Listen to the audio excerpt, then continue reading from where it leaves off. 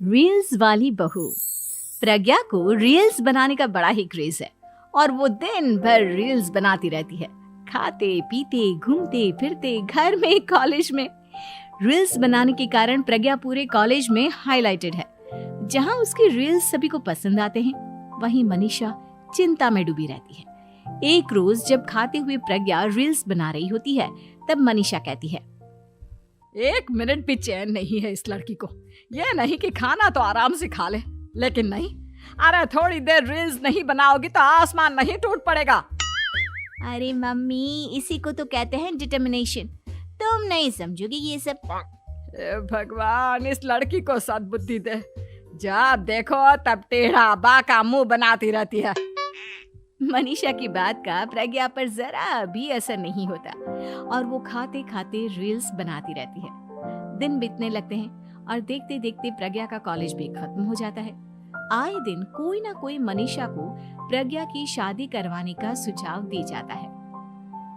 सब ठीक ही कहते हैं, प्रज्ञा की शादी कर देनी चाहिए। अपने घर के कामकाज में व्यस्त हो जाएगी तो खुद ही ये रील्स और नाच गाना बंद हो जाएगा।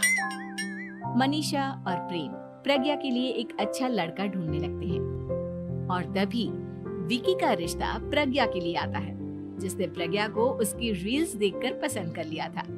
अगले दिन विकी अपने माता पिता के साथ प्रज्ञा के घर पहुंच जाता है और प्रज्ञा साड़ी पहने हाथों में चाय की ट्रे लिए उनके सामने आती है। जब विकी को पसंद है तो हमें भी बहू पसंद है। बहन जी, आप बारात की तैयारी कीजिए। एक बार लड़का लड़की अकेले में बात कर ले तो अच्छा रहेगा। हाँ हाँ, क्यों नहीं। मनीषा विकी को प्रज्ञा के कमरे में भेजती है, जहां प्रज्ञा पहले से ही रील्स बना रही होती है। तभी विकी कहता है, आ गए आपके साजन जी। हमारे साथ ये रील्स कंप्लीट करती तो और भी अच्छा रहता। अच्छा जी, अब आ ही गए हैं तो बना ही लेती हूँ आपके साथ। दोनों मिलकर रील्स बनाते हैं। जब वी मीट और तुरंत पोस्ट भी कर देते हैं। फिर विकी कहता है, जब आप साड़ी में चाय लेकर आई तब मुझे लगा कि कहीं मैं गलत घर में तो नहीं आ गया। अब सही है।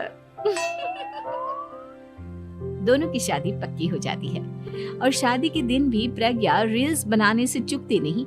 यहाँ तक कि बारात के समय भी नाचते हुए रील्स बनाती है। सभी लोग प्रज्ञा की तारीफ के पुल बांध देते हैं और प्रज्ञा नाचती गाती अपने ससुराल चली जाती है। सब कुछ अच्छा चल रहा होता है। प्रज्ञा यहाँ भी दिन भर हर चीज की रील्स बनाती रहती है। लेकिन कुछ दिनों के बाद जब सुनीता कहती है, बहू, ये रील्स के साथ साथ कुछ काम भी कर लिया करो। वैसे तुझे और क्या क्या बनाना आता है? मम्मी जी, वैसे तो सब कहते हैं कि मैं सब कुछ अच्छा बनाती हूँ, लेकिन मुझे लगता है कि मैं मैगी अच्छा बना लेती हूँ। हाँ, कॉफी भी अच्छा बना लेती हूँ और मुंह तो सबसे अच्छा बना लेती हूँ। हैं? अच्छा अच्छा। सुनीता अपना माथा पकड़ लेती है और कहती है, बहू, कुछ खाना बनाना भी सीख लेती। मम्मी जी, मैं लंबी प्लानिंग कर रही हूँ। जल्दी ही मैं इतनी फेमस हो जाऊंगी कि मुझे पैसे मिलने लगेंगे। हम दोनों सास बहू राज करेंगे, राज। नौकर काम करेंगी और लोगों की तो लाइन लगेगी हमसे मिलने के लिए। तेरा दिमाग खराब हो गया है क्या बहू? हंसी मजाक तक ठीक है, लेकिन इस तरह घर नहीं चलते। जितना जल्दी हो इस घर के तौर तरीकों को सीख लो। प्रज्ञा मुंह घुमाकर चली जाती है और तुरंत उसी वक्त एक रील बनाती है। ये देख सुनीता का गुस्सा 7वें आसमान पर चला जाता है और विकी के घर आती ही सुनीता उसे सब कुछ बताती है। विकी भी अब प्रज्ञा की इन हरकतों से परेशान हो जाता है। तुम टेंशन मत लो मम्मा, मैं देख लूंगा। विकी कमरे में जाता है तो देखता है कि प्रज्ञा रील्स बना रही है।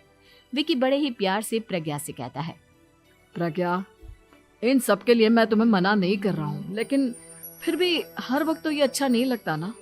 समझने की कोशिश करो, मुझे भी तुम्हारा थोड़ा वक्त चाहिए। मैं जब ऑफिस से आता हूँ तो मुझे समय देने की जगह इसी में लगे रहते हो। तुम ज्यादा ही सोच रहे हो।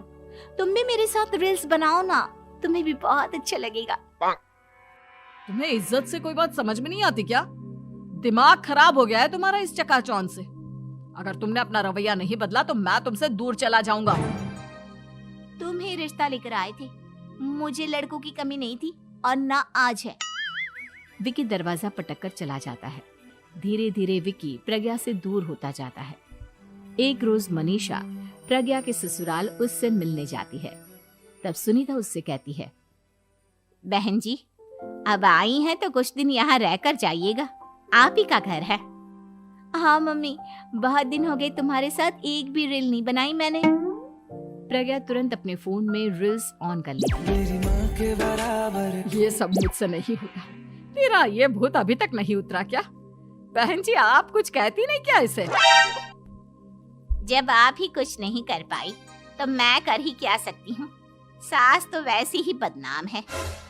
शाम को घर की लाइट चली जाती है और मनीषा प्रज्ञा से कहती है, मेरे घुटनों में बहुत दर्द हो रहा है, तू लाइट का कुछ इंतजाम करना बेटा। अच्छा, कैंडल जला देती हूँ मम्मा। प्रज्ञा गाते हुए कैंडल जलाती है और खिड़की के पर्दे के पास रख देती है। मनीषा, जिसे बहुत दर्द हो रहा है, वो सो जाती है और प्रज्ञा हमेशा की तरह अपने रील्स में लग जाती है। उधर कैंडल की वजह से पर्दा आग पकड़ लेता है और मनीषा के कमरे में आग लग जाती है। बचाओ, कोई है, बचाओ। सभी भागते हैं और विकी कमरे की आग बुझाने में लग जाता है, लेकिन तब तक मनीषा आधी जल चुकी थी। मनीषा की हालत देख प्रज्ञा रोने लगती है। विकी मनीषा को तुरंत हॉस्पिटल ले जाता है और उसे एडमिट कराता है।